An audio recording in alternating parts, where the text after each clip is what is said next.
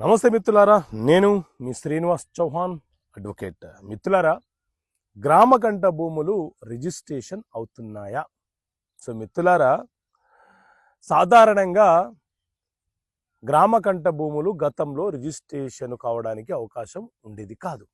ఎందుకంటే registration act 1908 section 22A least అనే ఒక లీస్టు ఆ చట్టంలో సవరించబడింది. 22A లీస్ట్ అంటే ఏంటి అని అంటే నిషేధపు జాబితా గల భూములు అని అంటే ఏ భూములైతే అమ్మకాలు కొనుగోలు చేయడానికి అవకాశం లేదో ఆ భూములను నిషేధపు జాబితాలో ఉంచారు. అవి ఏవేవి? ప్రభుత్వ భూములు అమ్మకాలు కొనుగోలు చెయ్యొద్దు, రిజిస్ట్రేషన్ చెయ్యొద్దు, కాబట్టి ఇవి నిషేధపు జాబితాలో ఉంటాయి. అలాగే వక్ఫ్ బోర్డు భూములు ఉన్నాయి, అవి కూడా అమ్మకాలు కొనుగోలు చేయొద్దు, కాబట్టి నిషేధపు జాబితాలో 22A లిస్ట్లో ఉంటాయి. ఎండోమెంట్కి సంబంధించిన భూములు ఉన్నాయి, అవి కూడా అమ్మకాలు కొనుగోలు చేయొద్దు.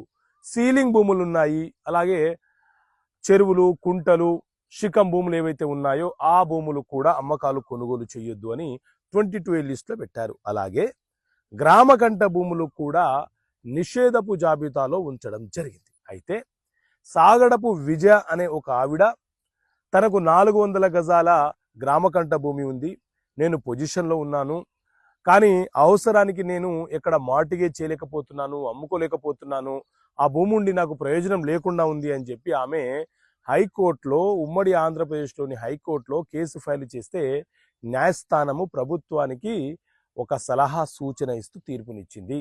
దాంతో ప్రభుత్వము జీవో నెంబర్ 361ని విడుదల చేసి ఆ జీవో నెంబర్ 361 ప్రకారంగా గ్రామకంఠ భూములు కూడా డోర్ నెంబర్తో, సర్వే నెంబర్లు లేకపోయినా డోర్ నెంబర్తో సరిహద్దులను గుర్తిస్తూ రిజిస్ట్రేషన్ చేయడం అనేది జరుగుతుంది. కాబట్టి ఇప్పుడు గ్రామకంఠ భూములు 2 తెలుగు రాష్ట్రాలలో జీవో నెంబర్ 361 ప్రకారంగా రిజిస్ట్రేషన్ చేసుకునే వెసులుబాటు ఉన్నది.